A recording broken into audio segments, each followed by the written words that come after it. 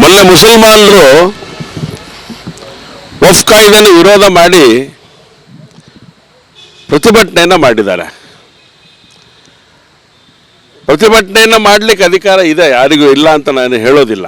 ಆದರೆ ನ್ಯಾಯಾಲಯದ ಆದೇಶಗಳನ್ನು ಉಲ್ಲಂಘನೆ ಮಾಡಲಿಕ್ಕೆ ಯಾರಿಗೂ ಅಧಿಕಾರ ಇಲ್ಲ.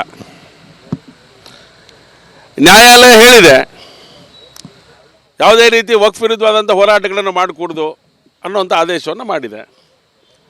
ಹಾಗೆಯೇ ಸರ್ಕಾರನೂ ಕೂಡ ಅಂಡರ್ಟೇಕಿಂಗ್ ಬರ್ಕೊಟ್ಟಿದೆ. ಎಲ್ಲಿಗೆ? ನ್ಯಾಯಾಧೀಶರಿಗೆ.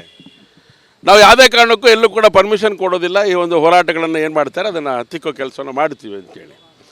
ಆದರೆ ಸರ್ಕಾರ ನ್ಯಾಯಾಲಯದ ಆದೇಶವನ್ನು ಉಲ್ಲಂಘನೆ ಮಾಡುವಂಥ ರೀತಿಯೊಳಗಡೆ ಈ ಕಾರ್ಯಕ್ರಮ ನಡೆದಿರುವಂಥದ್ದು ನಮಗೆಲ್ಲಿಗೂ ಗೊತ್ತಿರುವಂಥ ಸತ್ಯ ಸಂಗತಿ. ಹಾಗಾಗಿ ಯಾರ್ಯಾರು ಯಾವ ಅಸೋಸಿಯೇಷನ್ ವಫ್ ಕಾಯ್ದೆಯ ವಿರುದ್ಧವಾಗಿ ಹೋರಾಟವನ್ನು ಮಾಡಿದೆ ಶಿವಮೊಗ್ಗದಲ್ಲಿ, ರಾಜ್ಯದ ಬೇರೆ ಬೇರೆ ಭಾಗದಲ್ಲಿ ಮಾಡಿದ್ದಾರೆ, ಆ ಅಸೋಸಿಯೇಷನ್ನಿನ ಪದಾಧಿಕಾರಿಗಳು ಮತ್ತು ಯಾರ್ಯಾರು ವೇದಿಕೆಗೆ ಬಂದು ಮೌಲ್ವಿಗಳು ಭಾಷಣಗಳನ್ನು ಮಾಡಿದ್ದಾರೆ, ಯಾರ್ಯಾರೋ ನಾಯಕರುಗಳು ಬಂದು ಭಾಷಣ ಮಾಡಿದ್ದಾರೆ, ಅವರೆಲ್ಲರ ಬಗ್ಗೆಯೂ ಕೂಡ ಕ್ರಮ ತಗೊಳ್ಬೇಕು, ಅವ್ರ ಮೇಲೆ FIR ಮಾಡಬೇಕು, ದಾಖಲಿಸಬೇಕು ಅಂತೇಳಿ ನಾವು ಒತ್ತಾಯ ಮಾಡಲಿಕ್ಕೋಸ್ಕರ ಬಂದಿದ್ದೇವೆ, ಆಗ್ರಹಪಡಿಸಿದ್ದೇವೆ.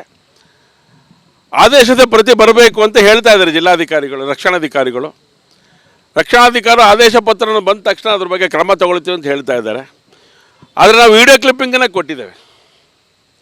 ನ್ಯಾಯಾಧೀಶರ ಜೊತೆಗೆ ಏನೆಲ್ಲ ಚರ್ಚೆ ನಡೆದಿತ್ತು ಆ ವಿಡಿಯೋ ಕ್ಲಿಪ್ಪಿಂಗನ್ನು ಕೊಟ್ಟಿದ್ದೇವೆ. ನ್ಯಾಯಾಧೀಶರು ಏನು ಹೇಳಿದ್ದಾರೆ, ನಾಗಪ್ರಸನ್ನ ಜಡ್ಜ್ ಅವರು ಹೇಳಿರುವಂಥ ಸಂಗತಿನ ಗಾಳಿಗೆ ತೂರಿ ಒಂದು ಕಾರ್ಯಗಳು ನಡೆದಿರುವಂಥದ್ದು, ಈ ಪ್ರತಿಭಟನೆ ನಡೆದಿರೋದು. ಹಾಗಾಗಿ ವಕ್ಫ್ ಕಾಯ್ದೆಗೆ ವಿರುದ್ಧವಾಗಿ ಏನು ಹೋರಾಟ ನಡೆದಿದೆ, ಹೋರಾಟ ಮಾಡಿದಂಥವ್ರು ಯಾರಿದ್ದಾರೆ ಅವ್ರ ಬಗ್ಗೆ ಕ್ರಮ ಭಾಳ ಅಗತ್ಯ ಇದೆ. ಯಾಕೆಂದರೆ ನ್ಯಾಯಾಲಯಕ್ಕೆ ಸಂಬಂಧಪಟ್ಟಂಥ ಸಂಗತಿಗಳಿದು. ನ್ಯಾಯಕ್ಕೆ ಗೌರವ ಕೊಡಬೇಕಂದ್ರೆ ನಮ್ಮೆಲ್ಲರ ಜವಾಬ್ದಾರಿ ಇದೆ. ಅದೇ ರೀತಿ ಅದರ ಗೌರವವನ್ನು ಕಾಪಾಡಬೇಕಾದಂಥದ್ದು ಸರ್ಕಾರದ್ದಿದೆ.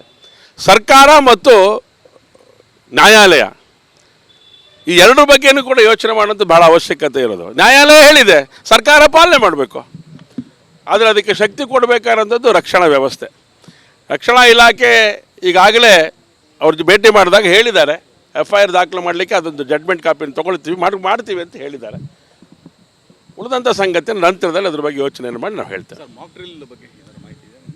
ಡ್ರಿಲ್ ಬಗ್ಗೆ ಭಾಳ ಮಾಹಿತಿ ಇಲ್ಲ, ಆದರೆ ಒಂದು ವಿಶೇಷವಾದಂಥ ರೀತಿಯೊಳಗಡೆ ಕೇಂದ್ರದ ನಮ್ಮ ನಾಯಕರು ಮಾಡಿದ್ದಾರೆ, ಕೇಂದ್ರದ ಸರ್ಕಾರ ಮಾಡಿದೆ ಅಂತ ಮಾಹಿತಿ ಇದೆ. ಮೊದಲ ಬಾರಿಗೆ ಇದು ನಡೆದಿದೆ.